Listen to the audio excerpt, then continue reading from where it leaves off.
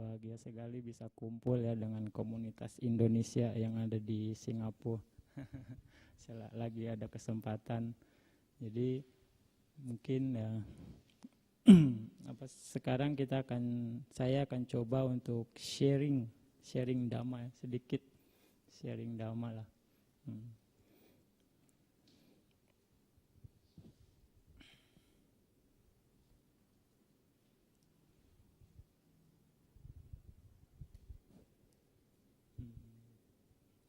Jadi saya akan mungkin judulnya nih, manfaat apa yang bisa Buddhis berikan buat umat manusia.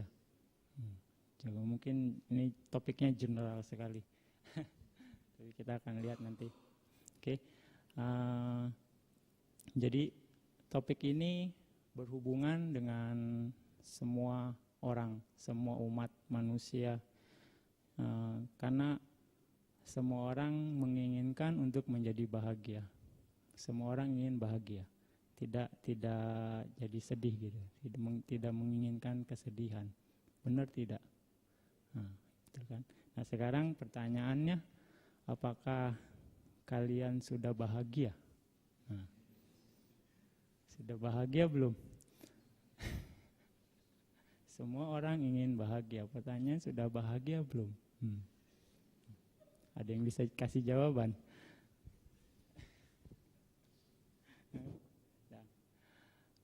Buddha ditanya tentang hal ini. Nah, kenapa semua orang menginginkan bahagia, menginginkan menjadi bahagia, tetapi kebanyakan dari mereka itu tidak bahagia. Mereka ada keinginan, ada niat untuk bahagia, menjadi bahagia, tapi mereka tidak bisa mendapatkan kebahagiaan itu. Nah, Buddha ditanya. Nah, Buddha menjawab, jadi itu semua disebabkan karena dua hal. Dua hal ini yaitu iri hati dan kikir, sifat pelit. Jadi ini karena jealous dan stinginess. Semua itu orang mau bahagia, tapi karena dua hal ini, karena iri hati dan sifat kikir, sifat pelit, mereka tidak menjadi bahagia. Karena ketika mungkin sifat iri hati kita melihat orang sukses, kita jadi secara umumnya dikatakan termotivasi secara ininya, tapi di balik itu ada sifat iri hati kita gitu kan. Oh, saya mau bahagia, saya mau seperti dia nih, kalau bisa lebih dari dia. Tapi kalau kita perhatiin sedikit lebih detail lagi mungkin karena dorongan iri hati. Nah, kita harus cek di situ. Makanya karena iri hati dan juga pelit. Kita sukses, kita nggak mau bantu orang lain untuk jadi sukses. Karena tidak mau berbagi. Berbagi di sini banyak hal. Ini cuma saya kasih contoh, hanya ini saja secara gambaran garis besarnya saja. Jadi karena iri hati dan kekikiran ini, jadi orang tidak menjadi bahagia. Nah, karena apa? Karena kekotoran batin ini, banyak orang yang karena kekotoran batin ini, banyak orang yang hanya mencari kebahagiaan untuk diri mereka sendiri. Jadi mereka nggak peduli. Jadi mereka mengabaikan kesejahteraan buat yang lain. Gitu. Dan karena mereka mengabaikan kesejahteraan orang lain, mereka pun akhirnya menyebabkan penderitaan bagi yang lain. Jadi kalau saya mau sukses, apapun akan saya kerjakan. Ya, misalnya menjatuhkan orang atau apapun tidak peduli, yang penting saya sukses. Karena seperti itu. Jadi apapun bisa dibilang menghalalkan segala cara, ya kita istilahnya menghalalkan segala cara untuk mendapatkan kesuksesan. Nah, karena kekotoran batin ini. Jadi yang jadi masalah di sini adalah kebanyakan dari orang itu tidak menyadari,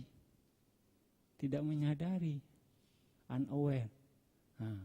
Ini yang bahaya, ini yang jadi masalah. Dan nggak menyadari kalau mereka itu salah. Nah ini penyakit.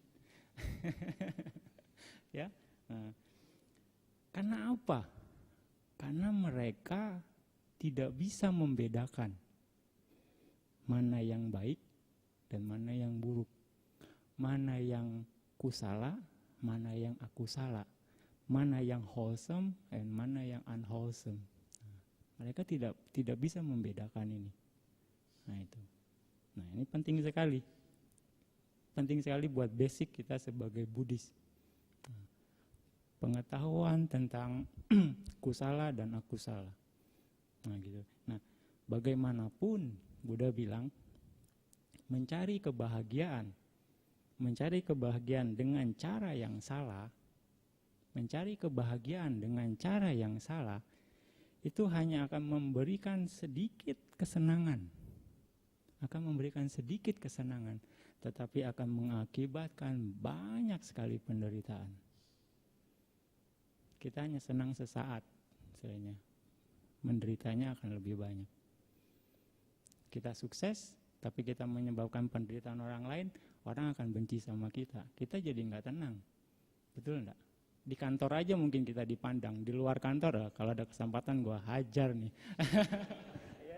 Kalau ada kesempatan gitu kan, karena kita selalu menekan gitu kan istilahnya. Nah, seperti itu kurang lebih. Jadi mencari kebahagiaan dengan cara yang salah akan memberikan sedikit kesenangan, tapi akan banyak penderitaan yang akan kita dapat. Di sini. Anda setuju kan? Nah. Saya kasih ilustrasi lagi seperti ini. Misalnya pagi-pagi ya mungkin sebelum aktivitas, sebelum kalian berangkat kerja atau ke kantor atau ada yang usaha, kita baca koran gitu kan setiap pagi biasanya. Terus sambil minum kopi gitu kan sebelum kerja, sarapan atau terus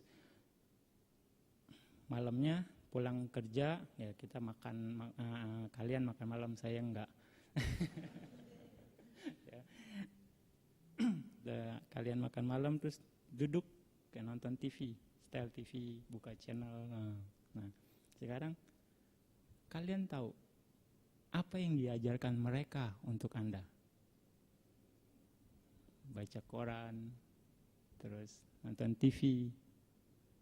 Ada yang bisa kasih jawaban? Apa yang diajarkan mereka untuk kalian? Untuk kita semua? Enggak ada jawaban.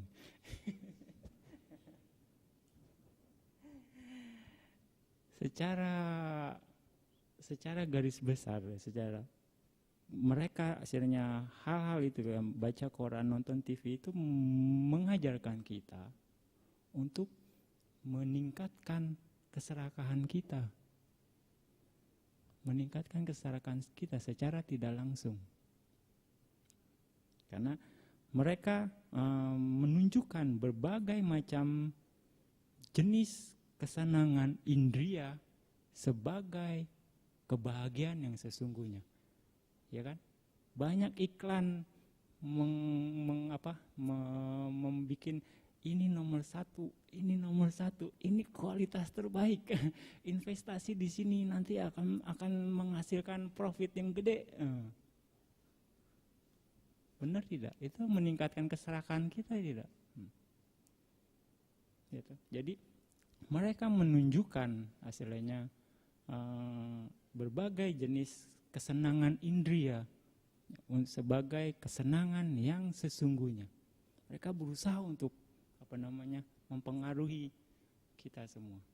Dan lebih lanjut lagi, lebih jauh lagi bahwa mereka menuntun kita untuk lebih agresif. Terus diiklanin. Kita terpengaruh. Oh iya, rasanya boleh juga nih saya beli ini istilahnya. Lihat properti atau kayaknya mereka buka sale 50%. Oh, kayaknya oke juga nih. Kita jadi agresif kan. Kita lebih jadi keras. Oh, oke, kayaknya bulan depan boleh juga nih. Ya, kita ambil. secara singkatnya, isi dari surat kabar dan TV itu meningkatkan loba. Anda tahu kan loba? Keserakahan, meningkatkan dosa, meningkatkan moha. Meningkatkan loba, dosa, moha. Keserakahan, kebencian, dan juga kebodohan kita. Karena pasti kalau ada keserakahan pasti ada kebodohan. Yang mungkin yang sudah belajar abhidhamma di sini paham ini ya. Yang ada keserakahan pasti ada kebodohan, ada dosa, ada kebencian, pasti juga ada kebodohan. Kebodohan itu sendiri pun bisa tercipta lagi dengan kondisi tertentu. Nah, dan pengaruh mereka yang kuat itu ternyata mengarah kepada jalan yang salah. Ini hati-hati. Ini hati-hati, saudara-saudari. Pahami di sini. Ternyata kita selama ini hanya terpengaruh dengan mereka dan secara enggak langsung malah meningkatkan loba dosa moha kita. Kita kan mau bahagia. Nah, kalau kita mau bahagia berarti kita tahu sendiri kan harus kikis ini loba dosa mohanya. Nah, sekarang kalau kita nambahin, gimana kita mau bahagia coba?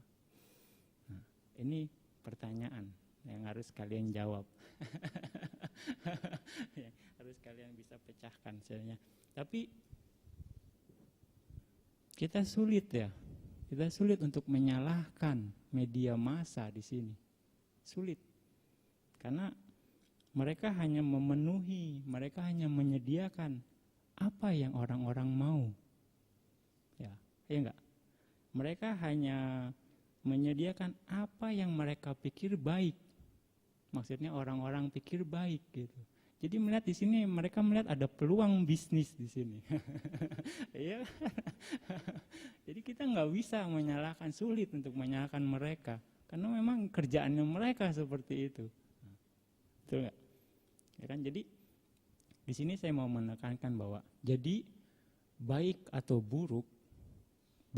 buruk itu bukan bergantung terhadap apa yang kita pikir. Nah, ini poin yang harus kita semua pahami. Jadi baik dan buruk itu bukan tergantung dari apa yang kita pikir. Nah, Buddha menjelaskan ini di banyak sutta tentang baik dan buruk, apa yang baik, apa yang buruk. Kita akan mulai masuk. Jadi di dalam Samyutta Nikaya ada di Talaputta Sutta. Di Sutta Talaputta itu saya hanya secara ringkasnya saja akan menceritakan sutta ini. Jadi ada seorang aktor namanya Talaputta. Dia pergi bertemu dengan Buddha. Nah, lalu dia mengatakan, dia setelah kasih respect ke Buddha, terus kasih salam, terus dia duduk, terus dia berkata sama Buddha, menurut gurunya, menurut para sesepuhnya gitu, bahwa sesepuhnya mengatakan ke dia bahwa seorang aktor dengan membuat orang tertawa, dengan membuat orang tertawa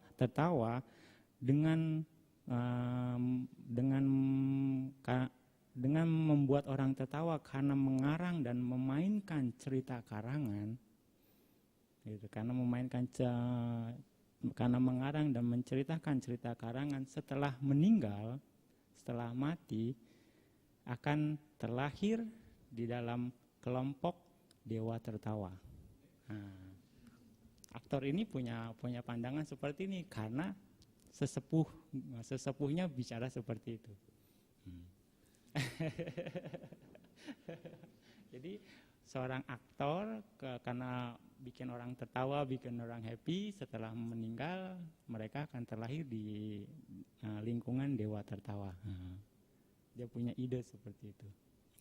Nah, dia tanya ke Buddha, bagaimana menurut Buddha?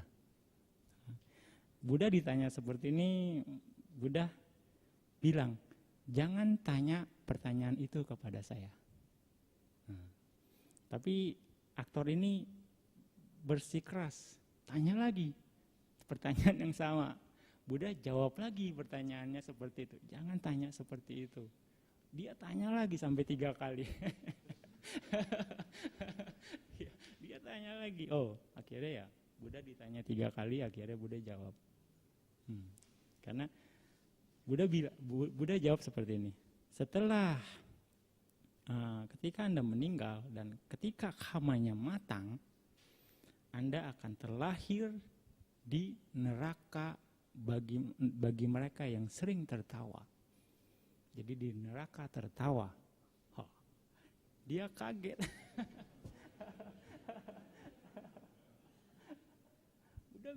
Buddha melihat apa adanya gitu. Apa adanya. Kenapa ini bisa seperti ini gitu. Karena dia mengotori kebahagiaan. Karena dia menodai kebahagiaan banyak orang. Karena dia mengotori kebahagiaan banyak orang dengan meningkatkan keserakahan mereka, kebencian mereka dan kebodohan mereka. Benar enggak? Anda setuju enggak? Sekarang kalau Anda nonton film horor, takut enggak? Takut kan? Takut itu apa? Itu dosa. Dosanya muncul, akhirnya dosanya muncul, terproduksi, ya kan? Nah sekarang kalau lihat sinetron, bintang filmnya lagi nangis, sedih, ikut sedih nggak? Sedih kan, itu juga dosa, ya kan? Bener nggak? Nah sekarang yang bagi yang wanita, kalau aktornya ganteng, suka nggak? Ya. Itu kita dimainkan istilahnya, kalau bisa bilang kita dimainkan perasaannya. Bagi yang laki-laki kalau bintangnya seksi bagaimana? Jadi justru mereka meningkatkan kadar loba kita, dosa kita dan moha kita di sini. Karena aktor sendiri seorang putujana, seorang yang belum mencapai kesucian. Dan dia pun masih menyukai kesenangan indria. Dia tidak menyadari itu. Dan yang penonton pun sama juga, masih putujana, masih umat awam gitu, yang belum mencapai kesucian. Jadi masih ada loba, dosa, mohanya dalam pikirannya. Dan juga dia tidak menyadari, mereka tidak menyadari gitu. Jadi semakin ditambah. Ini yang bahaya.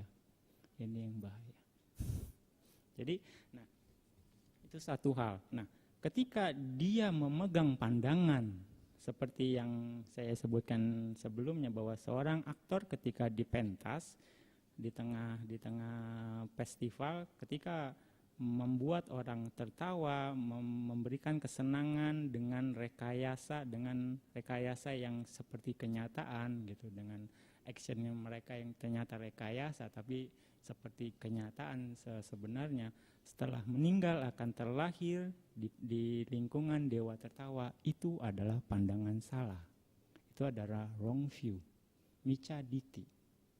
Nah, ketika orang yang memiliki pandangan salah, hanya 2 tempat bagi mereka, 2 alam di sini yang bagi mereka yang memiliki pandangan salah, neraka atau rahim binatang. Ini hati-hati. Buddha bilang seperti ini. Jadi bagi mereka yang memiliki pandangan salah, 2 hal bagi tujuan mereka, alam berikutnya, neraka atau alam binatang. Ngeri kan? Di sini kita harus makanya terus coba untuk tidak memiliki pandangan salah. Ya.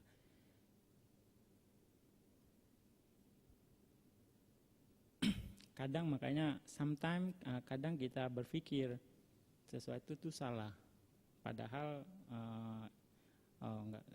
Kadang kita berpikir sesuatu itu baik, tapi ternyata itu tidak baik, gitu.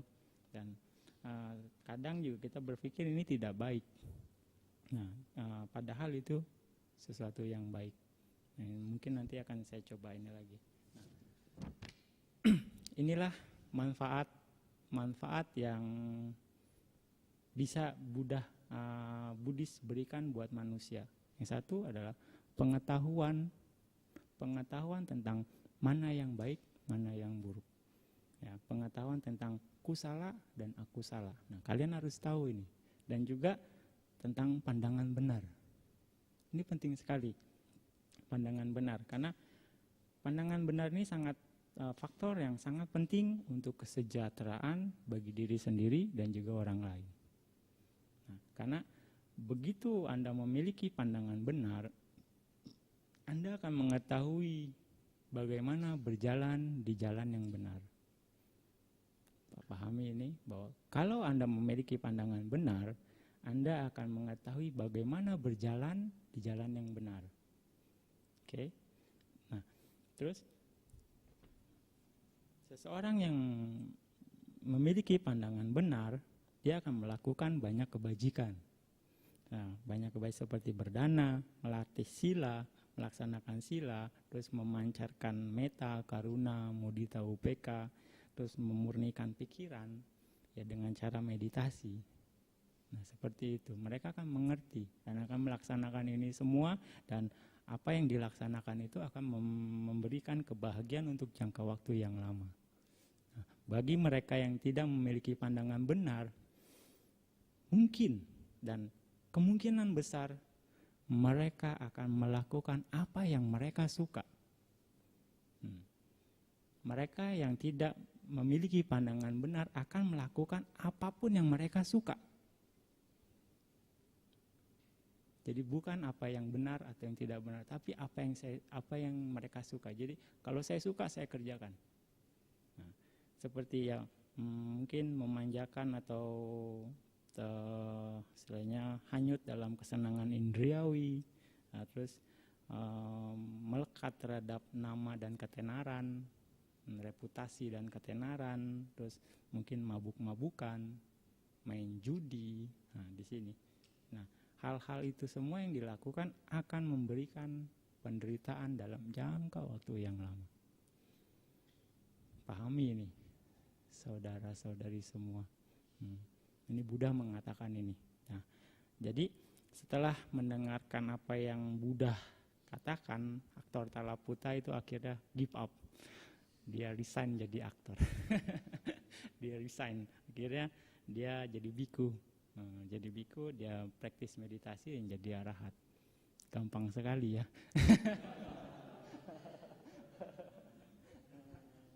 Ya seperti itulah. Karena mungkin Buddha sudah melihat potensinya dia. Jadi bisa diasah. Seperti itu. Nah, yang mau saya tambahkan lagi adalah yang pertama mengenai pengetahuan apa yang kusala dan apa yang akusala. Jadi sekarang saya akan masuk apa yang kusala, apa itu kusala. Kusala itu dalam bahasa Pali dibagi dalam dua suku kata, ku dan sala, dan juga kusa dan la. Nah, di sini ada pecahannya. Yang pertama ku dan sala. Ku itu artinya itu jahat atau sesuatu yang buruk atau sesuatu yang tercela. Dan sala itu menghancurkan artinya. Jadi kusala itu artinya melepaskan sesuatu atau menghancurkan sesuatu yang buruk, menghancurkan sesuatu yang tercela. Jadi kusala itu artinya menghancurkan sesuatu yang tercela, menghancurkan sesuatu yang buruk. Apa yang buruk? Keadaan mental yang tercela. Nah, keadaan mental yang tercela ini adalah buruk dan harus dihancurkan. Nah, itu arti dari kata kusala. Nah, di situ.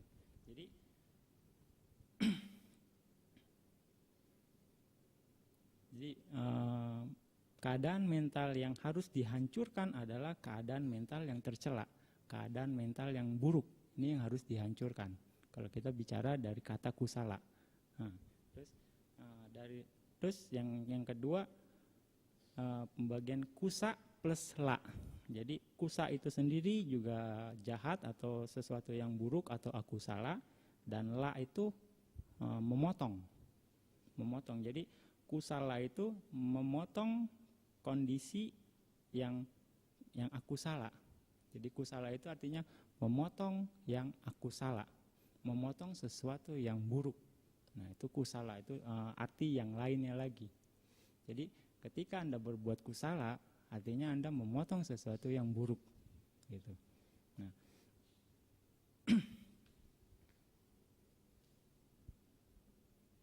ada juga arti yang lainnya lagi. Kusa itu sendiri wisdom atau kebijaksanaan. La itu menyebabkan muncul. Jadi kusala itu artinya keadaan mental yang diakibatkan atau dihasilkan atau muncul bersamaan dengan kebijaksanaan. Bisa juga artinya kusala seperti itu. Jadi kalau Anda harus pahami makna dari kata Pali kusala ini sendiri. Secara ininya lagi, kusala itu berarti sesuatu yang tanpa disalahkan atau sesuatu yang pantas untuk dipuji, karena dipuji oleh para bijaksana, dan ciri-ciri dari kusala itu, dan dia akan menghasilkan akibat yang bahagia, menghasilkan akibat yang bahagia, dan juga dalam bentuk bisa juga mental yang sehat gitu. Kusala itu bisa dikategorikan sebagai mental yang sehat. Nah, kalau akusala ya kebalikannya dari akusala. Akusala itu pantas disalahkan atau dicela dan akan menghasilkan istilahnya sesuatu yang menyakitkan dan juga keadaan mental yang tidak sehat, itu akusala. Dalam Majjhima Nikaya Samaditi Sutta, Buddha menjelaskan apa kusala dan apa akusala. Saya akan mulai dari kusala dulu. Nah, kusala ini yang pertama panatipata weramani. Seperti yang kalian tadi sudah memohon ini sila. Panatipata weramani. Jadi menjauhkan diri dari pembunuhan makhluk hidup. Dan yang kedua adinadana weramani, menjauhkan diri dari mengambil apa yang tidak diberikan. Terus kame sumica cara weramani, menjauhkan diri dari perbuatan asusila. Dan musawada weramani, di sini tidak berkata bohong. Dan pisunaya wacaya weramani, jadi tidak berkata kasar atau berkata yang keras atau kejam di sini termasuk. Dan perusaya wacaya weramani, jadi tidak berkata atau tidak mengucapkan sesuatu yang niatnya untuk memecah belah di sini, atau kata-kata yang jahat. Nah, sampa palapa weramani itu tidak bergosip atau berkata yang omong kosong gitu, sampa palapa. Dan juga anabija, di sini tidak kikir atau tidak tamak. Terus juga abya pada, tidak mendendam, tidak ada dengki, rasa dengki di sini. Nah, ini Buddha bilang. Dan samaditi, memiliki pandangan benar. Nah, jadi memiliki pandangan benar itu pun kusala. Memiliki pandangan benar itu pun kusala. Nah, apa akar dari kusala? Akar dari kusala itu aloba, adosa, amoha. Nah, tanpa dosa, tanpa loba, tanpa moha. Ini akar dari kusala. Nah, ini yang harus kita pahami dulu, akhirnya terus berusaha untuk dipraktekkan sampai akhir Anda punya kebiasaan yang mengarah ke sana semakin kuat. Dipahami dulu dan terus berusaha untuk ditingkatkan ke depannya, seperti itu. Untuk yang kusala ya kebalikan dari kusala ya.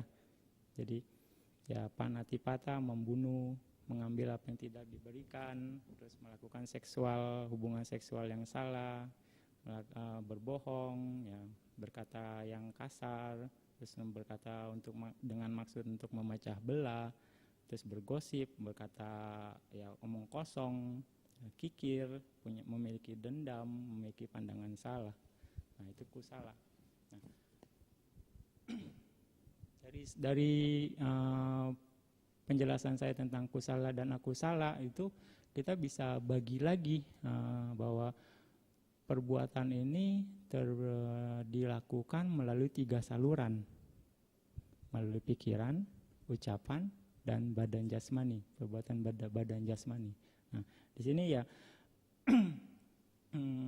perbuatan badan jasmani ya dibilang kalau yang dimaksud dengan akusala itu membunuh makhluk hidup, saya menghancurkan kehidupan, itu akusala termasuknya.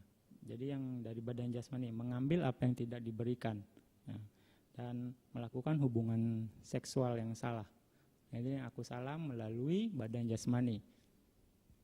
Dan yang akusala melalui ucapan, dia berkata bohong, tidak tahu dia bilang tahu, terus tidak lihat dia bilang lihat, tidak mengetahui tapi dia bilang nggak tahu. Nah ini, dan melihat dia bilang nggak melihat. Nah ini perbuatan akusala melalui ucapan.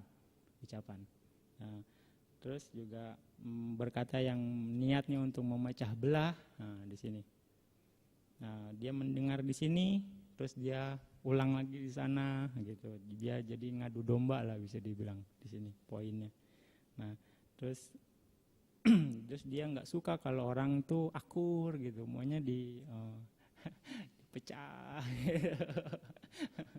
Nah ini akusala melalui ucapan,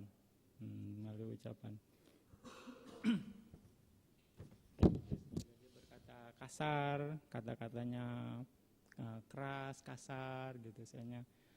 Terus juga penuh dengan kemarahan, terus dia berkata senang yang berkata omong kosong, sering bergosip gitu, berkata tidak tepat waktu, mengatakan selalu yang hal-hal yang bohong, terus mengatakan sesuatu yang tidak bermanfaat. Nah, dan berkata yang tidak yang selalu bertentangan dengan dhamma. Nah, ini yang termasuk kata-kata yang akusala ya, yaitu tergantung perbuatan yang dilakukan oleh ucapan dan akusala.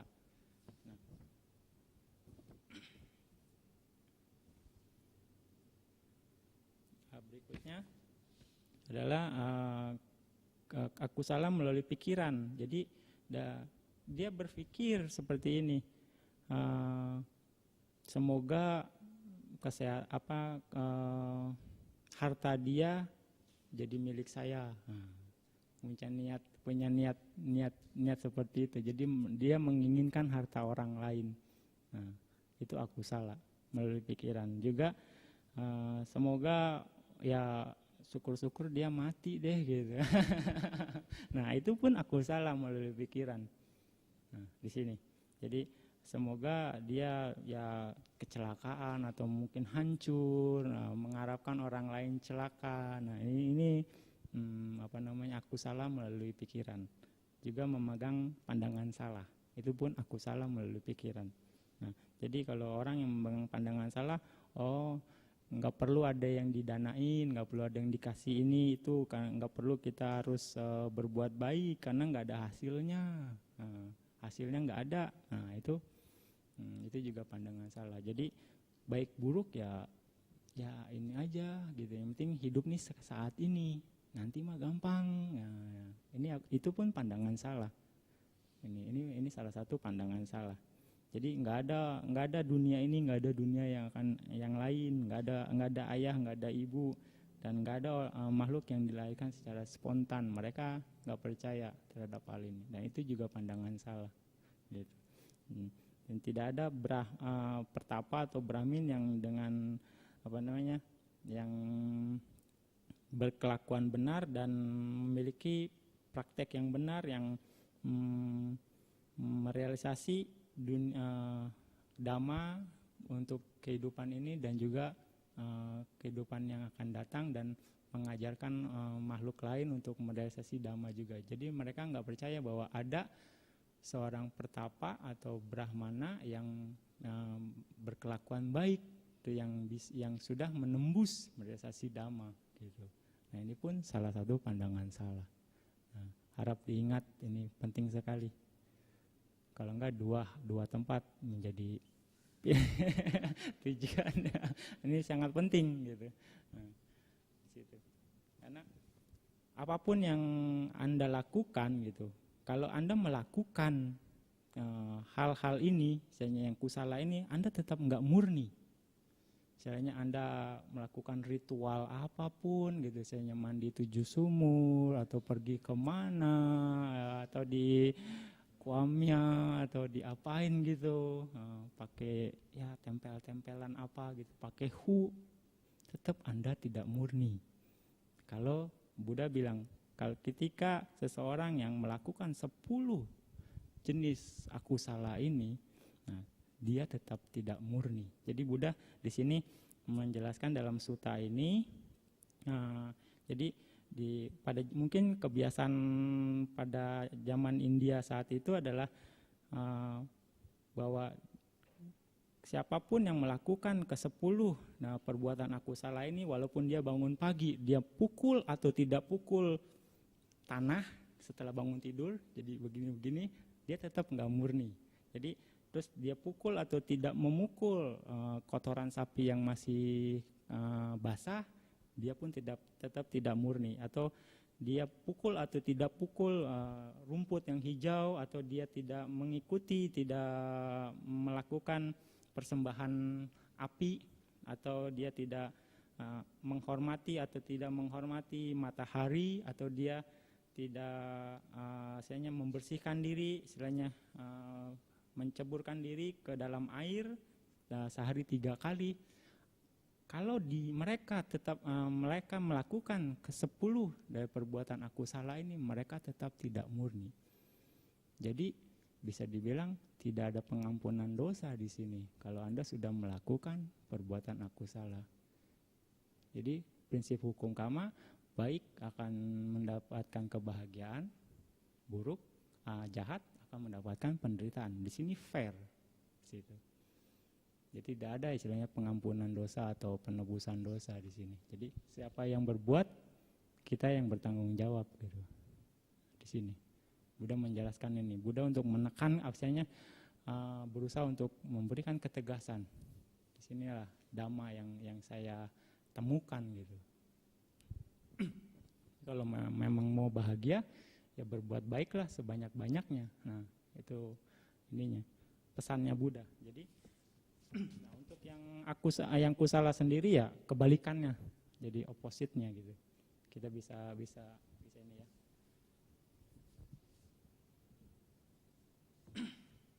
Nah, berikutnya dalam Manguttara Nikaya, Buddha menegaskan dan menyatakan tentang ajarannya. Jadi apa yang ditegaskan oleh Buddha, bahwa tentang ajaran apa yang harus dilakukan dan apa yang tidak harus dilakukan. Jadi apa yang harus dilakukan adalah lakukan perbuatan melalui badan jasmani, ucapan dan mental itu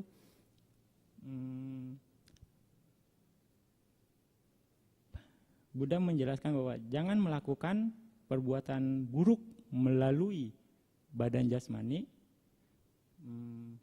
ucapan dan juga pikiran. Buddha menjelaskan itu, menegaskan itu, dan lakukanlah perbuatan melalui badan jasmani, perbuatan baik, lakukanlah kusala melalui badan jasmani, pikiran dan ucapan. Nah, Buddha menegaskan ajarannya seperti ini. Jadi banyaklah berbuat baik, stoplah kejahatan, kurang lebih seperti itu. Nah, Buddha menyatakan dengan pasti bahwa perbuatan baik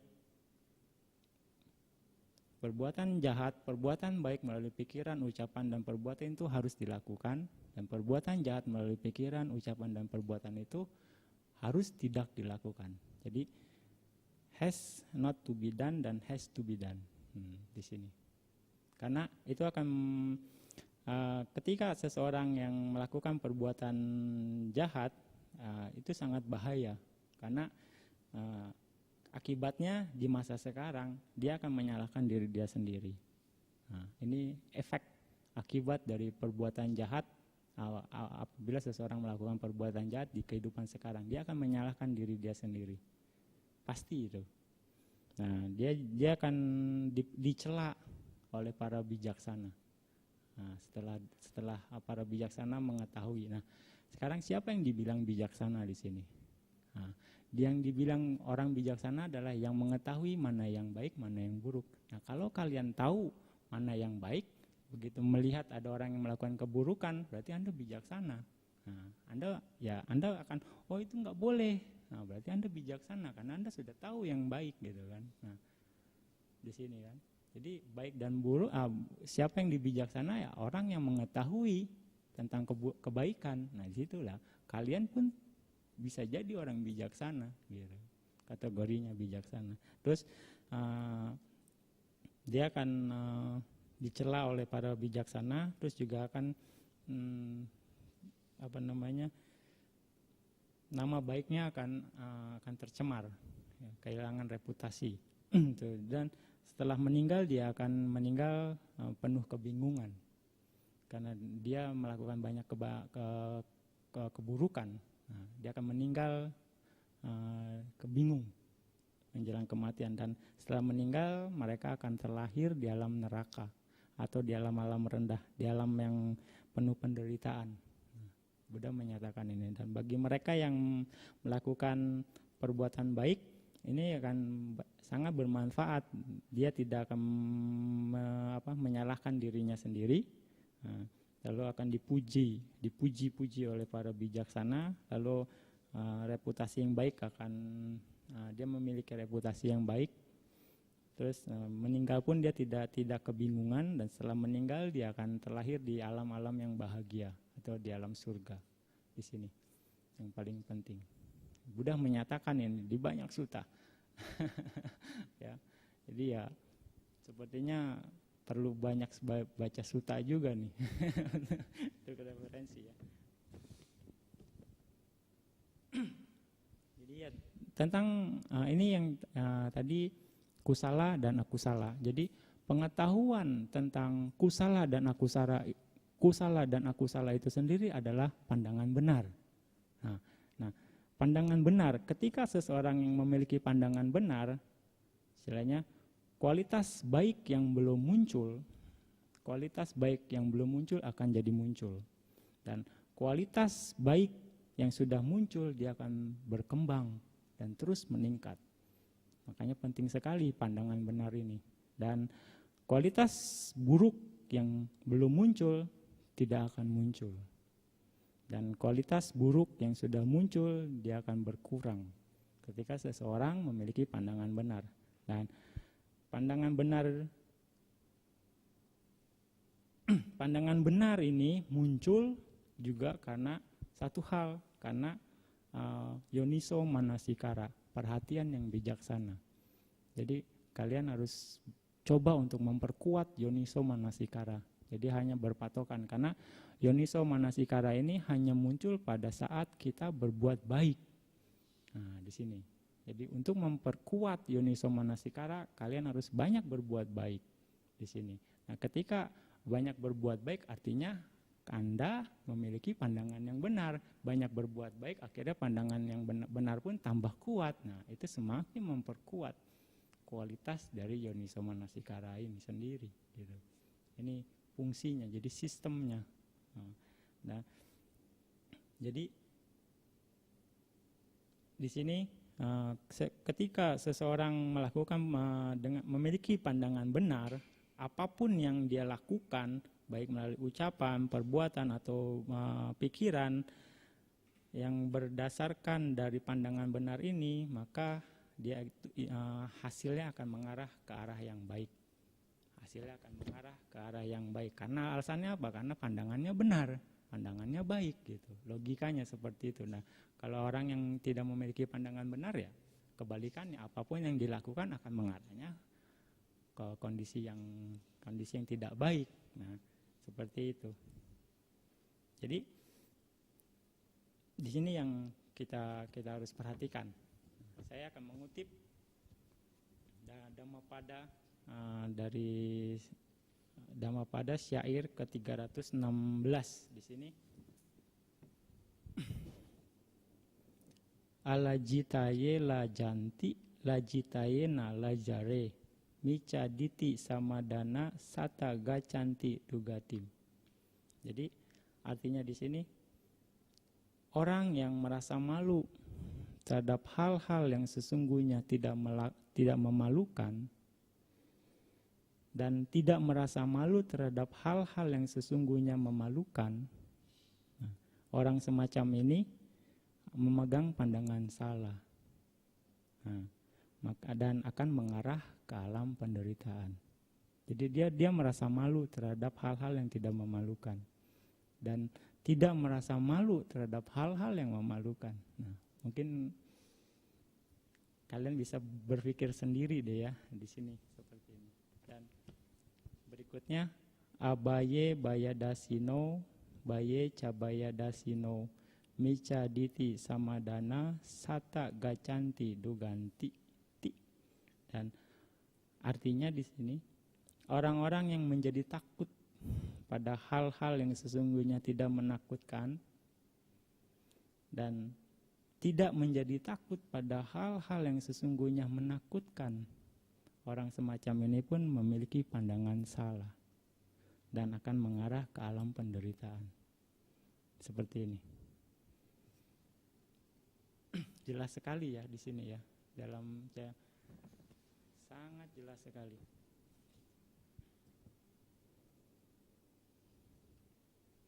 Kita bisa lihat di sini. Kata-kata Buddha ini istilahnya perenungan yang masih sangat relevan untuk zaman sekarang ini ya. Orang merasa malu terhadap hal-hal yang tidak memalukan. Orang merasa tidak malu terhadap hal-hal yang memalukan. Orang merasa takut terhadap hal-hal yang tidak menakutkan. Orang yang tidak merasa takut terhadap hal-hal yang menakutkan gitu. Nah, sebagai contoh, saya kasih contoh di sini. Orang miskin, dia malu terhadap kemiskinannya. Nah, orang yang kaya dia bangga terhadap kekayaannya. Nah, itu. Orang yang jelek dia akan malu terhadap kondisinya, kejelekannya itu, kondisi dia. Dan orang yang cantik dia akan bangga terhadap kecantikannya. Nah, sekarang apakah uang dan kecantikan itu sebagai alat ukurnya? Nah, apakah itu untuk menjadi malu atau tidak malu? Tidak kan? Bukan uang dan ini. Nah, banyak orang seperti ini. Dia nggak pede karena dia miskin. Padahal itu semua karena karma dia kalau dia ini karena perbuatan dia dan sekarang dia terima akibatnya gitu di sini. Jadi bukan karena uang sebagai alat ukurnya. Ini yang harus diingat adalah bahwa seseorang yang memiliki kemoralan terus tidak perlu malu.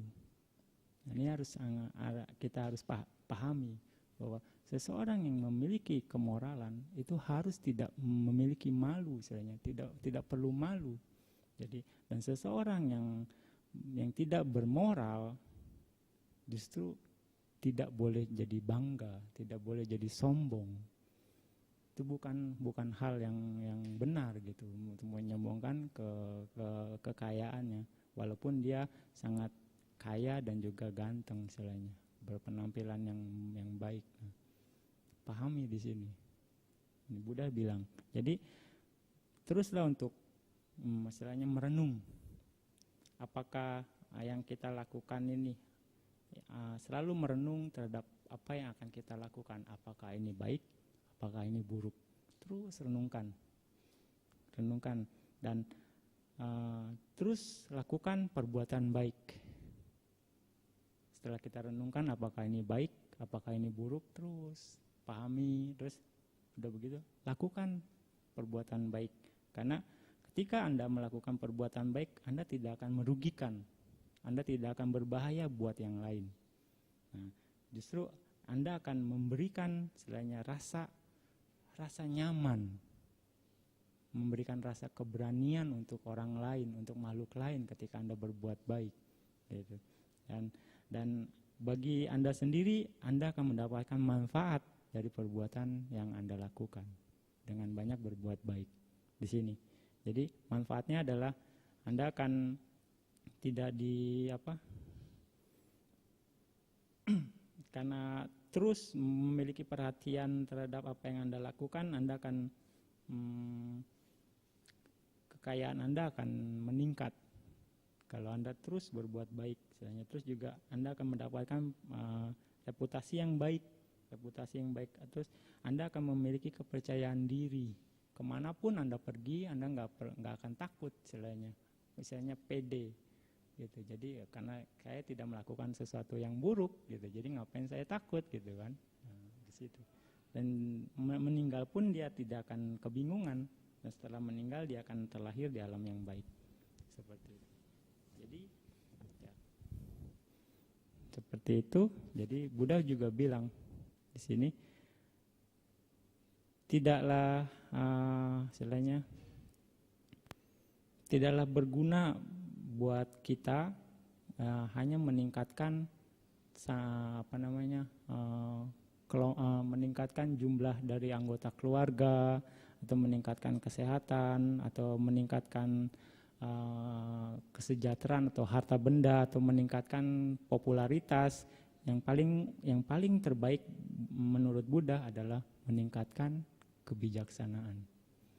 Jadi semua hal itu nggak berguna.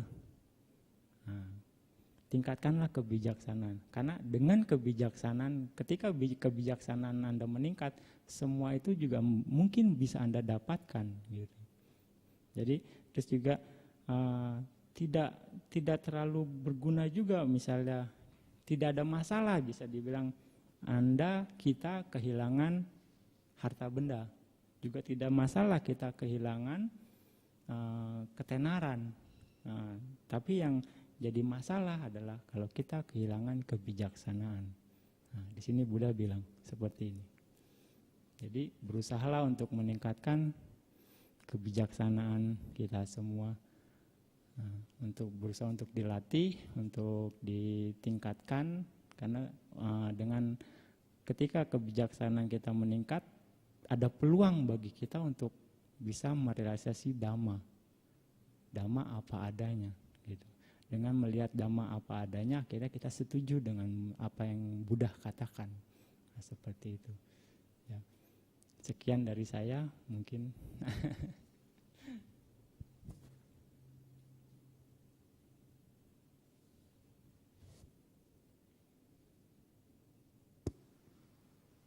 Ada pertanyaan?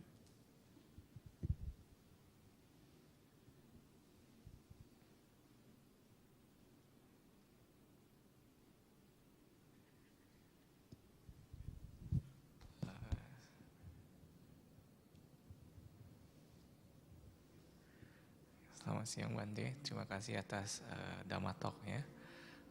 Saya ingin bertanya, bagaimana kalau misalnya kita membuat orang tertawa tapi bukan dengan cerita karangan seperti yang aktor tadi, misalnya dengan tingkah laku, atau misalnya dengan cerita istilahnya dengan misalnya apakah itu juga akan mengakibatkan kita terlahir di alam neraka?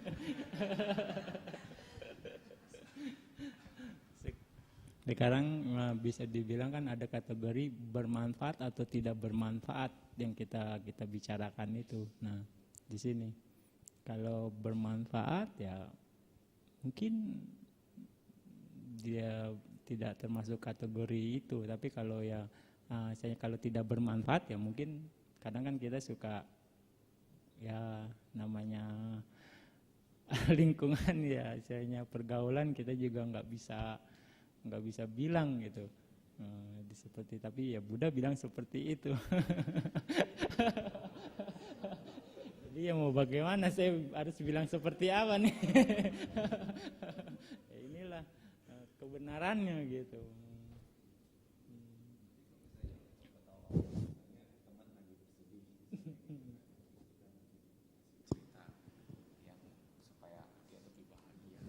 Berarti itu mungkin bermanfaat, ada untungnya gitu di situ. Jadi mungkin saya pikir sih oke lah.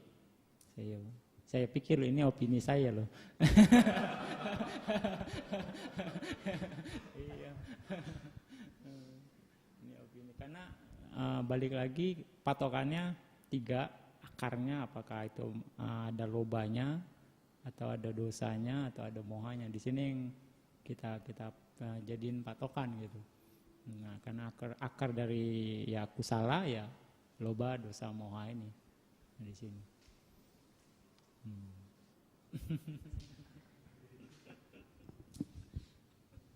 Ada lagi? Ya, siang nanti. Itu misalnya ya, sekarang kan mobile kan orang-orang banyak yang punya mobile gitu kan. Terus misalnya kalau bikin game mobile terus itu tahun 2014 kan ada Flappy Bird ya. Itu gamenya kan simple tapi bikin orang jengkel ya. Itu yang main bisa, itu gamenya mendunia ya. Itu 300 juta orang main. Itu bikin orang jengkel ya. Mungkin Anda sudah tahu jawabannya deh.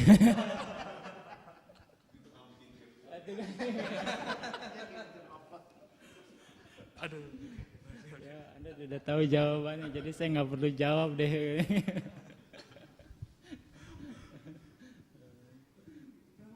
Ada orang yang emosian ya jengkel, kalau ada orang biasa ya biasa. Itu subjektif. Balik lagi loba, dosa, mohanya di sini ya. Kalau lobanya meningkat ya, kalau tidak ya. Makanya seperti itu.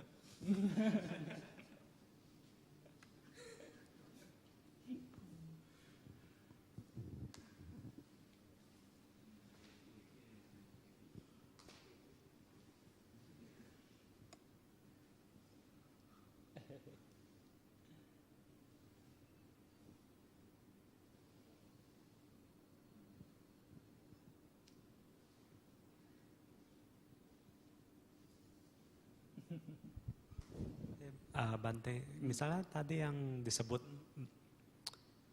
bermanfaat atau tidak bermanfaat. Kan kadang-kadang kita kalau emang sehari-hari susah bilangnya, oh yang ini nggak bermanfaat, kita nggak ngomong deh. Terus ketemu temen mau ngomong sesuatu kayaknya nggak bermanfaat. Terus akhirnya jadi nggak ngomong. Terus tapi kan kita hidup masih kayak namanya kita ada sahabat, pasti ada tuker ide. Kalau kita terlalu menganalisa ini bermanfaat, ini tidak bermanfaat, itu kan nggak ada. Ya maksudnya nggak ada. Kadang-kadang yang kita pikir tidak bermanfaat, tapi di kemudian hari itu kita, kayak dulu kita pernah discuss, mungkin kita membicarakan tentang seseorang, tapi mungkin di ke depan hari kita ingat, waktu itu kita ngegosip tentang ini, tapi pas di masa depan kita bisa mengambil hikmahnya, orang ini berbuat demikian, sekarang saya tahu, mestinya saya enggak berbuat demikian biar hasilnya enggak seperti itu. Kan maksud saya jadinya bagaimana kita bisa tahu hal ini bermanfaat atau tidak. Apakah kalau kita emang mau praktis sebagai seorang praktisi Buddhis, kita harus selalu kategori tidak bermanfaat, saya tidak mau ngomong. Bermanfaat, oke, saya ngomong. Jadi selalu mengambil garis, ini saya yang mau bicarakan, yang ini tidak bermanfaat, ini bermanfaat. Ya, menurut saya ya sebagai seorang Buddhis ya kita istilahnya murid dari Buddha gitu kan, kita harus referensinya ya dari apa yang Buddha katakan, dari Suta gitu ya, Suta dan yang lain. Tapi ya untuk aplikasinya di lapangan ya lihat situasinya ya. Nah, karena Buddha pun kadang mengajarkan kita kalau memang belum waktunya jangan dibicarakan gitu. Jadi untuk membicarakannya ya tunggu waktu yang tepat gitu.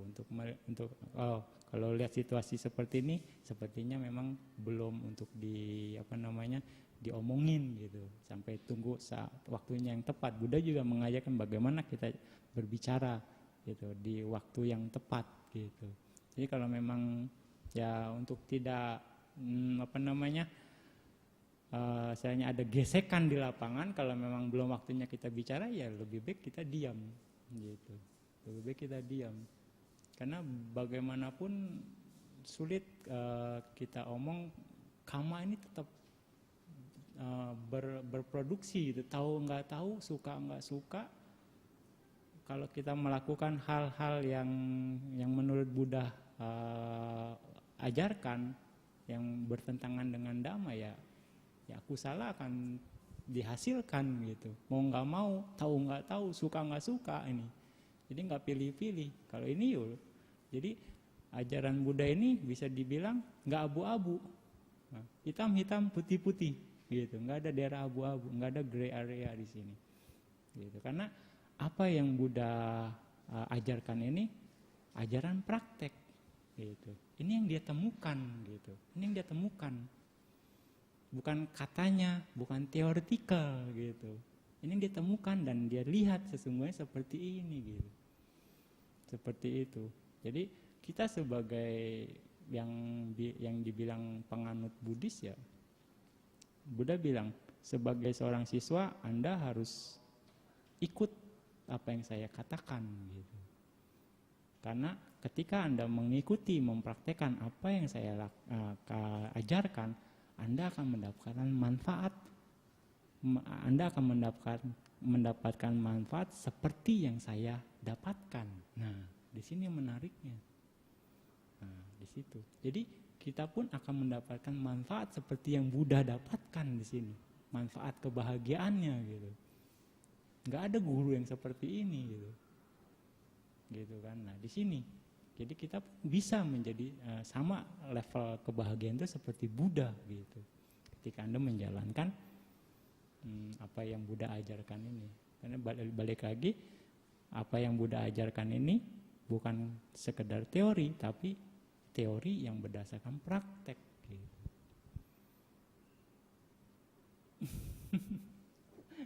Jadi ya enggak abu-abu di sini, hitam putih-putih, jelas. Jelas.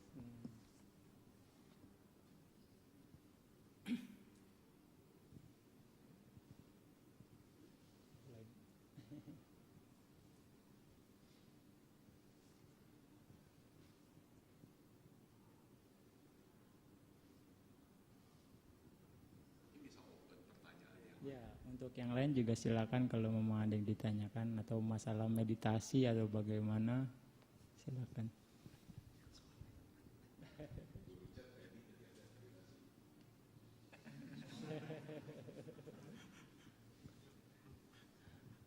Ya, Bisa Bante, itu kadang-kadang ya kalau pas keadaan sunyi itu ya, itu ada suara kayak high pitch itu loh. Itu suaranya unik sih, kayak di dalam tubuh itu, di daerah kepala ya. Itu memang apa ya suaranya? Ya itu mungkin satu kondisi keadaan bisa dipengaruhi juga dari fisik ya, fisik itu sendiri. Tapi saya mau tanya sekarang, apa objek meditasi Anda? Ya kalau pas nafas, tapi kadang-kadang ya muncul sendiri suaranya. Misalnya kalau objek Anda nafas, yang itu diabaikan saja. Karena begitu Anda pindah perhatiannya ke sana, berarti artinya Anda tidak fokus di objek nafas Anda gitu. Nah di situ, memang itu akan terjadi, fenomena itu wajar. Fenomena itu wajar. Kalau suaranya yang dipakai sebagai objek? Kalau suara yang dipakai sebagai objek, kayaknya nggak ada di objek di objek meditasi yang Buddha ajarkan. Jadi Buddha mengajarkan 40 objek untuk samatha. Salah satunya nafas. Nah kalau suara tidak ada. Jadi kalau Anda mau ikut ajaran Buddha, suara itu ya diabaikan karena bukan ajaran Buddha gitu. Jadi tetap aja ke objek nafas Anda di sini. Misalnya kalau untuk nafas ya di bawah hidung atau di atas bibir. Jadi di sekitar area sini untuk mengamati area nafasnya sekitar sini. Gitu. Jadi dibilang meditasi itu, dibilang konsentrasi adalah artinya mengetahui objek dalam jangka waktu yang lama. Terus menerus. Nah, itu konsentrasi dibilang. Nah, artinya kalau seseorang sudah mendengar, mengetahui objek lain, artinya konsentrasi dia udah nggak connect, ada gap, pindah ke sana. Nah, harus dibalikin lagi ke nafasan. Seperti itu.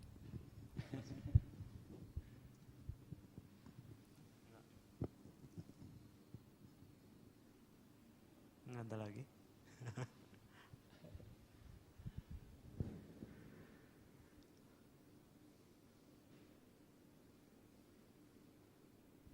Mungkin saya akan kasih penjelasan sedikit tentang meditasi gitu, tentang konsentrasi bagaimana. Nah, ketika seseorang berkonsentrasi, Buddha menyatakan bahwa seseorang yang memiliki konsentrasi, dia akan bisa melihat kebenaran sebagaimana adanya. Di sini Buddha menyatakan itu.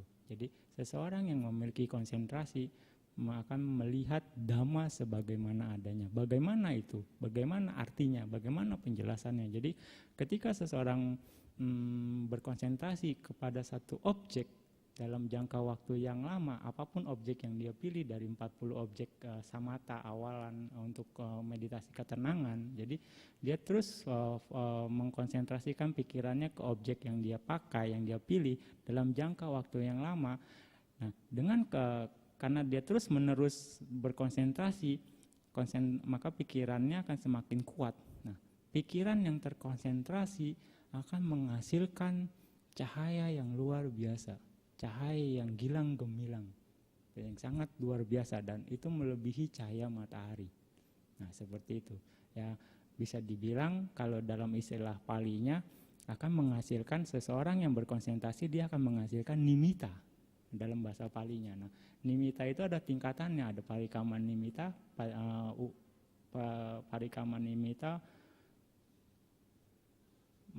parikama, patibaga nimitta, saya lupa satu lagi nih. Nah, ada tiga kategori dari nimitta itu sendiri. Ugaha nimitta, patibaga ya. Parikama nimitta, ugaha nimitta, sama patibaga nimitta. Nah, cahaya yang terang. Nah, kita harus melalui tahapan ini. Ketika terus berkonsentrasi, nimitta akan berkembang dalam 3 tahapan ini, dan bentuknya akan bermacam-macam. Bisa cahaya, bisa yang lain-lain, atau juga dalam bentuk yang lain. Nah, tapi kita terus fokus di objek kita sebelum nanti objeknya cahaya itu semakin terang, semakin stabil. Nah, dengan cahaya yang terang dan stabil ini, kita bisa menembus semua Dhamma apa adanya. Jadi kita bisa melihat kebenaran sejati gitu. Dan dengan cahaya yang terang ini kita bisa melihat seluruh alam semesta gitu di situ. Jadi kita bisa melihat sampai sedetail mungkin kondisi materi, kondisi pikiran kita gitu. Dan kita bisa melihat, makanya setelah memiliki konsentrasi akan diarahkan ke objek meditasi yang lain yang bisa akhirnya kita bisa meningkatkan levelnya kita gitu aja. Biasanya akan diarahkan ke 32 bagian tubuh gitu. Tapi dengan bantuan cahaya meditasi itu, cahaya yang dihasilkan dari konsentrasi. Jadi dengan selagi konsentrasi kita akan bisa melihat 32 bagian tubuh kita, dan tidak hanya internal tapi juga eksternal. Meditator yang ada di depan kita pun akan terlihat gitu dengan cara yang sama gitu. Itu ada tekniknya, internal eksternal. Akhirnya diperluas jangkauan ininya, kekuatan dari cahayanya sampai 1 negara, seluruh dunia sampai alam semesta, 31 alam kehidupan bisa terlihat dengan cahaya konsentrasi itu. Nah, akhirnya kita bisa melihat bahwa dari yang katanya seperti ini, yang Koweli, setelah dilihat 32 bagian tubuh, sekarang mana yang dibilang Koweli? Nah, di situ akhirnya juga bisa terlihat bahwa tidak ada yang namanya Koweli di sini. Semuanya terdiri dari 32 bagian tubuh dan juga sifatnya menjijikan gitu. Nah, di sini ketika seseorang sudah memiliki konsentrasi dan bisa melihat 32 bagian tubuh, di situ tahapan pertama untuk memotong nafsu raga terhadap badan jasmani. Di sini ini sangat penting. 32 bagian tubuh di situ. Akhirnya, ternyata tubuh ini hanya seperti ini. Jadi ya kalau kita lihat misalnya cowok ganteng, cewek cantik, mana yang cantik? Ya dah. Bisa dibilang sebenarnya. Kalau misalnya kita logika, oke, setelah kita tahu badan ini seperti ini, coba kalau yang di dalam dikeluarin, yang di luar dikedalemin, bagaimana? Apakah masih ada keinginan? Di sini poin utama. Nah, terus berikutnya meningkat sampai akhirnya nanti karena kekuatan konsentrasi bisa menembus istilahnya dari organ-organ tubuh itu bisa diurai lagi menjadi atom dan subatom yang namanya rupa kalapa. Jadi subatomic particle. Jadi atom yang paling terkecil, subatom yang paling terkecil. Nah, di situ pun dalam satu ada beberapa jenis kalapa juga. Dan dalam satu kalapa sendiri pun ternyata masih ada fenomena yang menyusun kalapa itu sendiri gitu. Ada yang berunsur 8, ada yang berunsur 9, ada yang berunsur 10. Nah, fenomena inilah yang terjadi gitu. Fenomena ini sesungguhnya terjadi muncul berlangsung padam, muncul berlangsung padam, muncul berlangsung padam. Seperti itu. Terus pembentukannya seperti itu. Nah, ketika kita bermeditasi vipassana, kita harus memahami kondisi itu dulu. Jadi enggak hanya sekedar bervipassana, ada perasaan senang, dibilang senang. Nah, sesungguhnya bukan seperti itu. Kita harus mengerti mengerti terhadap nama dan rupa di sini. Nama dan rupa terlebih dahulu, kita harus mempunyai pengetahuan sebelum akhirnya kita berlatih meditasi vipassana. Seperti itu. Nah, pengetahuan ini sangat penting. Gitu. Buddha mengajarkan seperti itu secara sistematisnya. Kalau kita nggak mengerti, seseorang tidak akan bisa menembus kesucian. Betul. Jadi hanya dengan memiliki dasarnya konsentrasi, kita bisa menembus Dhamma sebagaimana adanya. Dengan perenungan anicca dukkha anatta, akhirnya kita bisa melihat kalau memang paraminya cukup, seseorang bisa jadi minimal sotapanna. Gitu. Seperti ini. Dan sangat mungkin saat ini, sangat mungkin karena ajarannya masih ada. Nah, ini yang harus kita pegang keyakinan ini. Karena Buddha bilang, selagi ada orang yang menjalankan Dhamma dan Vinaya dengan baik, dunia tidak akan kekurangan arahat. Pegang di situ. Dalam Mahaparinibbana Sutta Buddha menjelaskan itu. Nah, di situ. Jadi sangat penting kalau memang ada yang memang mau melihat menembus Dhamma, tapi meditasi untuk memperkuat konsentrasi sebagai basic. Sebagai landasan, sebagai basicnya. Karena apa? Karena dengan konsentrasi akan menghasilkan cahaya yang sangat luar biasa. Nah, cahaya ini yang dipakai untuk melihat fenomena batin dan jasmani sebagaimana adanya. Seperti contohnya kalau kita misalnya masuk di dalam ruangan gelap tanpa senter, kita akan kesulitan kan Pak? Misalnya untuk jalan, mungkin ada meja, mungkin kita bisa tabrak meja. Tapi kalau dalam ruangan gelap kita pegang senter, nah kita bisa nyalain senternya, nah kita akan bisa melihat. Nah, seperti itulah fungsi dari cahaya ini. Fungsi dari cahaya ini. Seperti itu.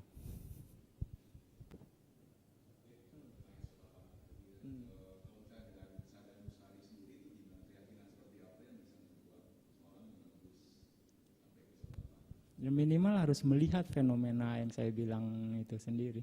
Nah, fenomena dari badan jasmani, sehingga sada dia semakin kuat dan akhirnya mereka tidak ada orang-orang yang menembus kebenaran ini, tidak keyakinan terhadap Buddha Dhamma Sangganya itu tidak tergoyahkan gitu. Jadi tidak hanya sekedar sada yakin gitu dengan baca, tidak, harus sistematis.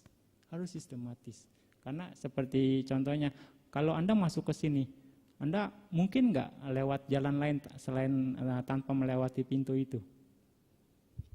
Mungkin nggak? Iya, kalau cuma satu jalan, nggak mungkin kan? Seperti itu, kita harus lewatin sistem sistematisnya gitu, tahapannya gitu. Sekedar sada dengan baca aja nggak cukup. Tahapan. Jadi kalau misalnya di lantai 7, ya kita harus lewatin tahapan pertama dulu. Lantai pertama, lantai kedua, lantai sampai akhirnya kita bisa sampai lantai ke-7. Seperti itu. Buddha menjelaskan seperti itu juga. Seorang Sotapanna itu dia melihat yang paling utama adalah dia menghancurkan yang namanya atta. Atta itu keyakinan terhadap ada roh yang kekal, roh yang tunggal gitu. Ada jiwa di sini. Nah, seorang Sotapanna menghancurkan itu. Dan seorang Sotapanna kalau kita melihat ya, menghancurkan Sakaya Ditti, Wicikicca dan Silabbata Paramasa.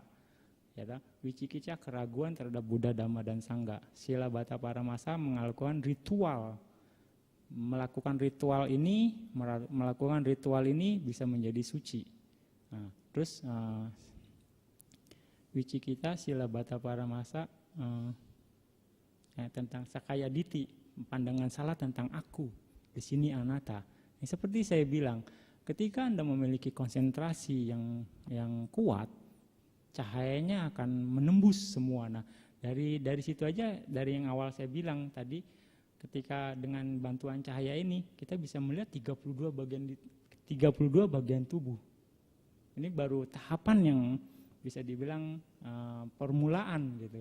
Dari 32 bagian tubuh kita bisa, kalau kita merenungkan, oh ternyata memang tidak ada yang namanya saya. Semuanya terdiri dari 32 bagian tubuh. Ini baru materi. Belum pikiran, ini namanya baru rupa.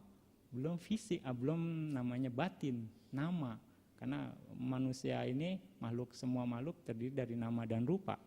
Fenomena ini, dua, batin dan jasmani gitu kan. Nah dari nama sendiri nanti dipecah lagi ada yang namanya mungkin kalau yang sudah belajar Abhidhamma ada 89 cita dan 52 citasika. Nah, itu di situ nanti dipecah lagi. Cita yang mana, apakah yang termasuk yang loba, apa yang dosa, apa yang moha, atau yang supramanden, mahagata cita, atau yang lainnya lagi. Nah, di situ, dengan cahaya konsentrasi itu bisa dilihat semua. Akhirnya dengan mengetahui fenomena ini semua, akhirnya digabungkan, kita bisa melihat, oh ternyata semua hanya kumpulan dari fenomena-fenomena yang terjadi. Sekarang bisa lihat mana yang dibilang aku, yang mana yang dibilang jiwa di sini.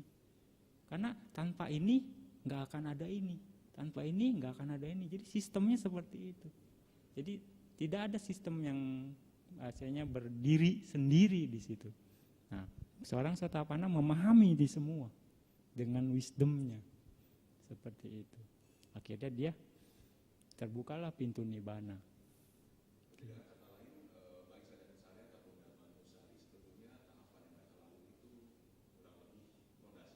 Pondasinya sama, sebatas sekedar untuk melatih konsentrasi sebenarnya sadhanusati. Kan dia terus misalnya merenungkan sada. Akhirnya kan bisa dibilang objek dia cuma sada itu aja. Nah, itu pun akan menghasilkan konsentrasi. Nah, seorang yang terkonsentrasi akan bisa menghasilkan cahaya yang yang terang gitu ke depan. Nah, berikutnya Anda harus nggak puas di situ, masih banyak tahapannya yang harus dilalui terus. Nah, dalam Wisuddhimagga ada 7 tahapan, tujuh pemurnian ya, 7 pemurnian. Nah, di sini tahapan-tahapan itu harus dilalui.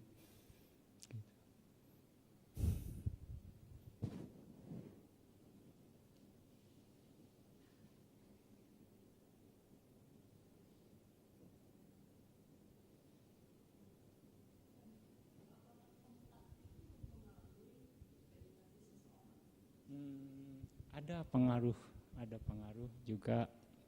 Memang kadang kita perlu tempat yang sesuai untuk bermeditasi. Itu bisa mempengaruhi. Makanya kalau misalnya seorang yang berlatih anapana, dia harus di tempat yang sepi. Karena anapana itu sendiri sensitif terhadap suara gitu. Apalagi pemula. Nah, dia harus cari tempat yang kondusif untuk berlatih gitu. Seorang pemula karena akan sulit. Tapi kalau memang tidak ada pun, ya dia harus berusaha. Kalau memang tidak ada tempat yang bisa dibilang kondusif gitu, berusahalah untuk ya latih dengan apa adanya gitu. Karena kalau nggak ada tempat, terus dia mungkin nggak jadi latihan gitu. Nah itu pun ya ini juga jadi nggak ada manfaatnya. Kalau memang nggak ada tempat ya latih aja gitu. Tapi tempat yang kondusif itu menentukan salah satu faktor untuk bermeditasi. Ya betul. Kama pun mendukung. Tapi di sini kalau kita bicara kama nih, bicara parami, ada 4 hal yang sulit. Yang Buddha bilang, terlahir sebagai manusia, mengenal Dhamma, terlahir sebagai sama Sambuddha, dan hidup tenang. 4 hal yang sulit loh, ya.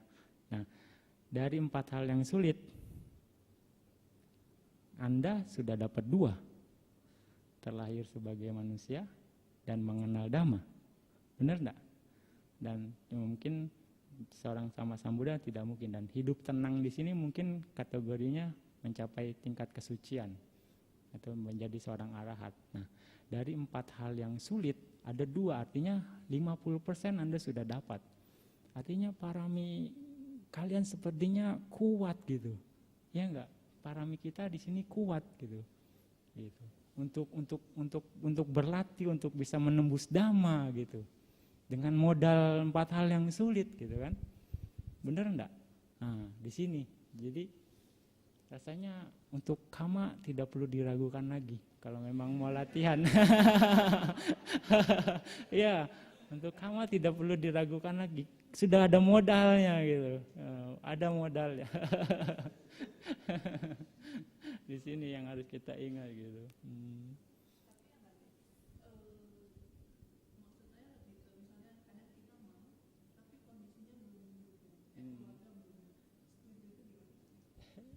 Silakan dinego dengan keluarganya. ya dinego sama keluarganya, dikasih pengertian bagaimana seperti itu.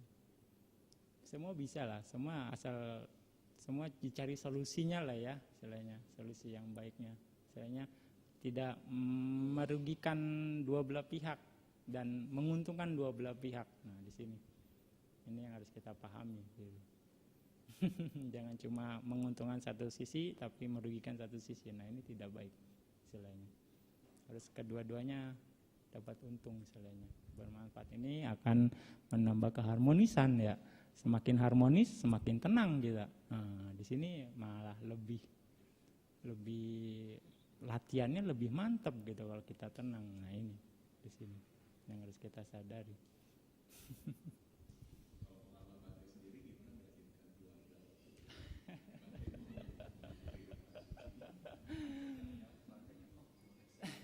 Awalnya enggak juga, tapi saya berusaha konsisten di jalurnya gitu.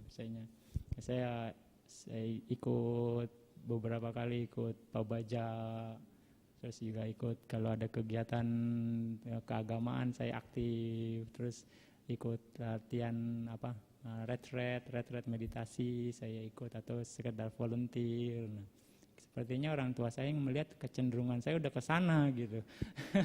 Iya, sudah membaca ke arah sana gitu. Tapi ya maju mundur. Saya izin orang tua nggak kasih. Giliran saya mundur, orang tua kasih. Tarik ulur, ini menarik. Tapi akhirnya ketemu, oke, jadi seperti itu. Ya, Ibu.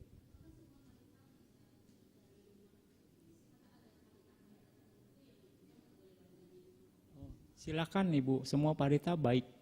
Semua parita baik, tapi memang harus dibaca di tempat yang sesuai. Maksudnya di tempat yang pantas lah. Kalau di rumah, saya pikir oke. Semua parita baik.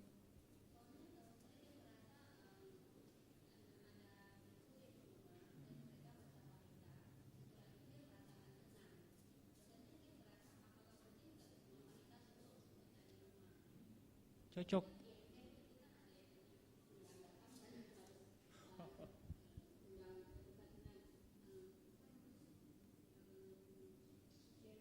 Sharing merit.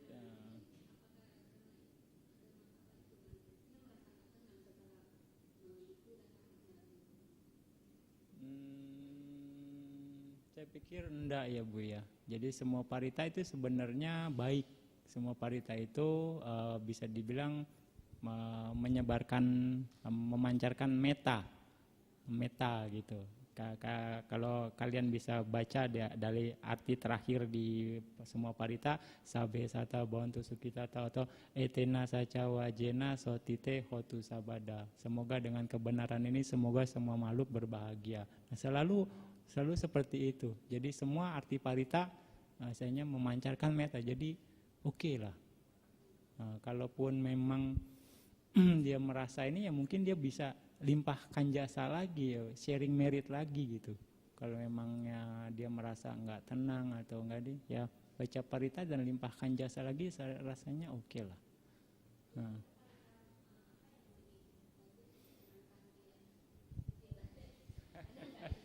Kayaknya semua parita menurut saya oke ya, asal dibacanya dengan keyakinan gitu. Bacanya dengan keyakinan hasilnya akan manfaat. Bahkan ada cerita gitu, hanya dengan melafalkan budang saranang gacami, damang saranang gacami, sanggang saranang gacami itu aja terus menerus seseorang bisa terlahir dalam surga loh Bu. Hanya dengan mengingat itu saja gitu, 3 hal ini aja, tisarana. Begitu momen terakhirnya mengambil pelafalan parita itu, seseorang bisa terlahir dalam surga. Gitu. Kalau momen terakhirnya pikirannya mengambil, cuti citanya, pikirannya kamanya itu, gitu. Bisa terlahir dalam surga. Hanya dengan itu kekuatan dari parita.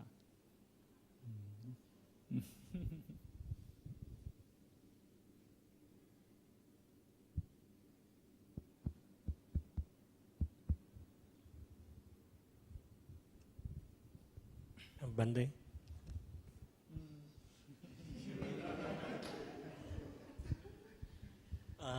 Kan nyambung parita Bante. Kan kau yang baca pas Ardana Dewata ya. Kan katanya kalau di wihara harus Buddha, Dhamma dan Sangha. Kalau di rumah hanya Dhamma. Itu kenapa ya Bante? Kata siapa ya Pak? itu di buku paritanya sih Bante ditulis seperti itu. Karena yang Dhamma Sawana Kalo itu jadi saatnya sekarang mendengarkan Dhamma, saatnya sekarang mendengarkan Dhamma. Jadi memang kita mengundang dewa memang untuk mendengarkan Dhamma gitu. Jadi tetap budang serenang Buddha Dhamma Sangha Nusat Buddha Dhamma Sangha yang tisarana itu pun harus kita ucapkan juga gitu sebagai maksudnya yang di Ardana Dewatanya sendiri, walaupun misalkan di wihara nggak ada biku, tapi tetap dibaca sebagai Dhamma sangga. apa yang tiga kalimat terakhir itu Bante. Dhamma Dhamma sawana sawana, iya, karo ayam iya. badanta. Ya, itu. Rasanya memang hanya damanya saja memang. Hanya damainya Kalau saja. yang Soalnya kalau di buku Parita kan ditulisnya kalau di wihara harus baca yang Buddha, Dhamma, sama Sangha. Kalau di rumah baru cuma Dhamma. Saya nggak dapat referensinya, saya nggak tahu yang itu. Tapi yang saya tahu memang kita memang mengundang dewa harus ada, karena kita mengundang mereka untuk mendengarkan dhamma gitu. Jadi kalau memang baca Aradhana Dewata, Anda harus baca Parita minimal sutta, minimal 1 sutta gitu, supaya mereka misalnya diundang aja nih, nggak dikasih makan.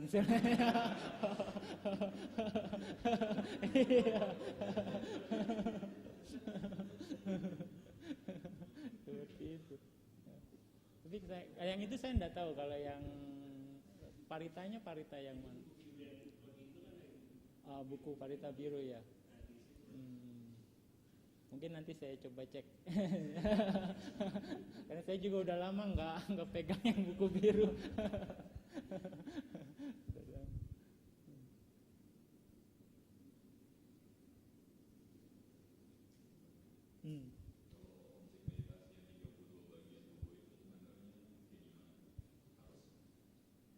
Jadi ada tahapannya. Kita harus pertama grup pertama, jadi dia dibagi dalam 6 grup. Jadi kayak Kesa, Loma, Naka, Danta, Taco. Itu grup pertama, 5 grup pertama. Jadi rambut terus bulu badan, kuku, gigi, sama kulit. Nah, Anda harus melihat dengan jelas dengan mata terpejam bahwa bentuk rambut seperti apa, bentuk bulu badan seperti apa, yaitu kuku seperti apa, gigi seperti apa, dan kulit seperti apa, seperti itu. Nah, harus jelas gitu, dan ininya, gambarnya, bentuknya, warnanya, dan bisa dilihat dari berbagai sudut pandang, angle-nya gitu. Bisa di zoom, bisa di seperti itu. Nah, itu untuk lebih meyakinkan misalnya. Nah, tapi di sebelum ke 32 bagian tubuh itu perlu basic konsentrasi. Agak sulit kalau tidak ada basic konsentrasi gitu untuk bisa melihat 32 bagian tubuh. Jadi kalau saran saya, kalau memang mau latihannya basicnya anapanas saja. Jadi pernafasan itu basic sekali. Karena 32 bagian tubuh kita harus lihat, kita harus ingat posisi rambut, bagaimana pori-porinya. Nah, itu perlu kerjaannya banyak gitu. Iya, tanpa konsentrasi agak sulit.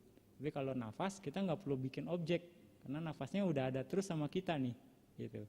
Nggak perlu cari-cari lagi. Nah, ini alami. Nah, ini yang paling mudah sebenarnya.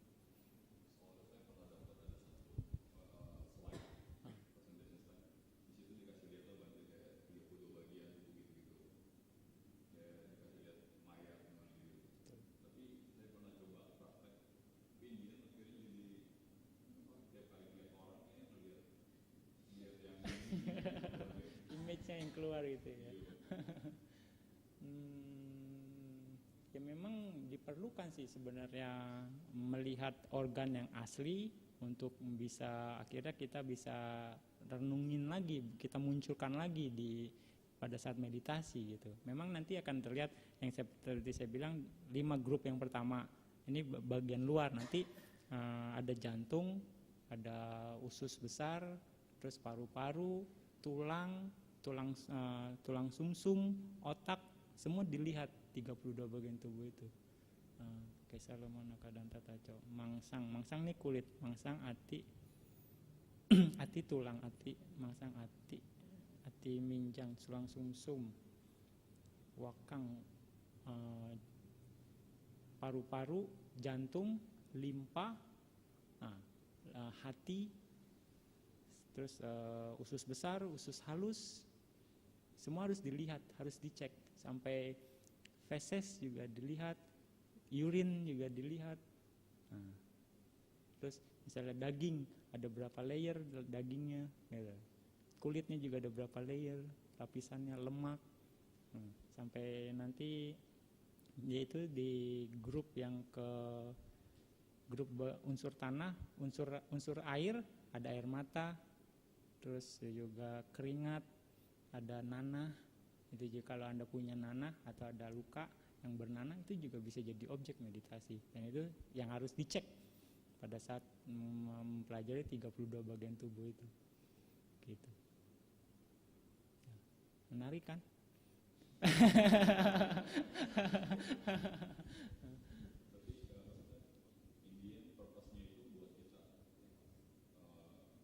Iya, melepas keakuan dan juga melepas nafsu raga terhadap tubuh ini. Nah, ini salah satu poinnya, tapi hanya pada tahapan tertentu, level tertentu, nggak bisa lebih lanjut. Tapi kalau memang Anda punya parami di situ, Anda juga bisa jadi seorang arahat kalau terus memperdalami itu semua. Nah, kalau memang ada peluang. Tapi nanti dari situ dibawa ke vipassana. Tetap basicnya itu samatha, ketenangan untuk menghasilkan konsentrasi, gitu. Karena dengan konsentrasi itu terus kita proses kita lanjutkan ke vipassana. Hanya dengan vipassana seseorang bisa jadi suci, gitu.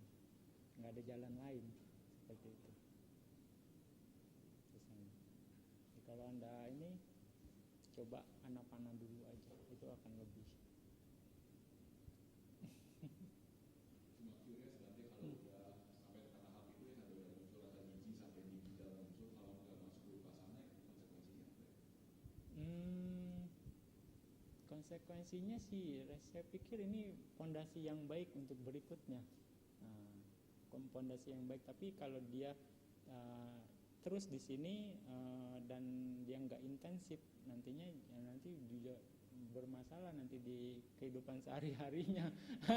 Ini yang lebih malah justru lebih incline ke sana. Saya pikir gitu ya.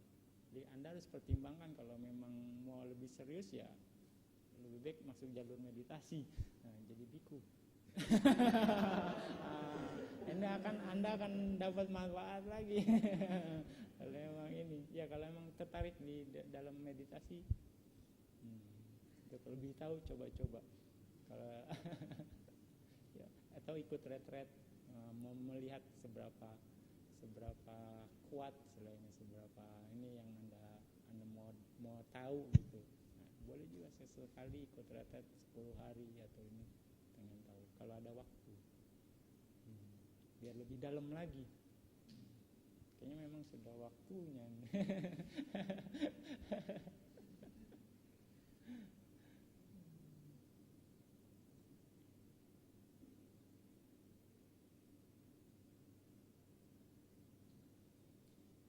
Ada lagi?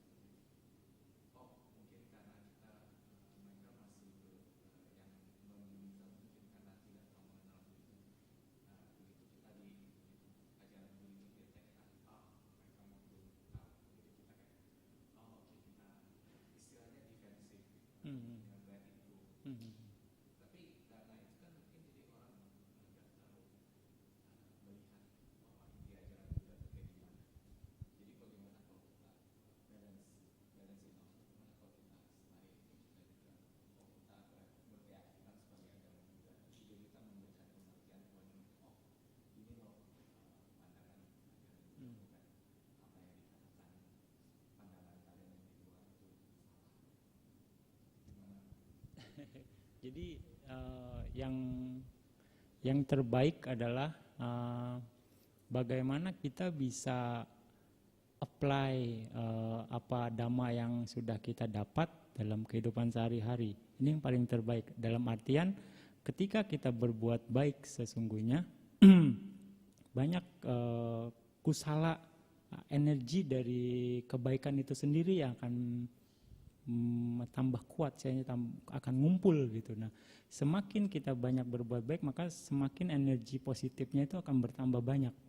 Nah, dari situ ketika energi positif ini bertambah banyak, saya tambah kuat, Anda akan bisa mempengaruhi orang sekitar Anda.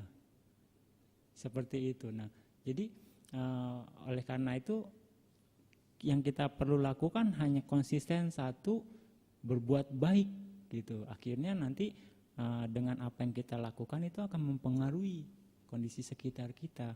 Itu akan istilahnya kita jadi daya tarik sendiri, jadi magnet gitu buat mereka, tanpa disuruh pun mereka akan melihat istilahnya ada perubahan dari tingkah laku kita, ada perubahan dari gaya bicara kita, perbuatan kita. Nah, itu mereka akan bertanya, kenapa sekarang dia seperti ini ya?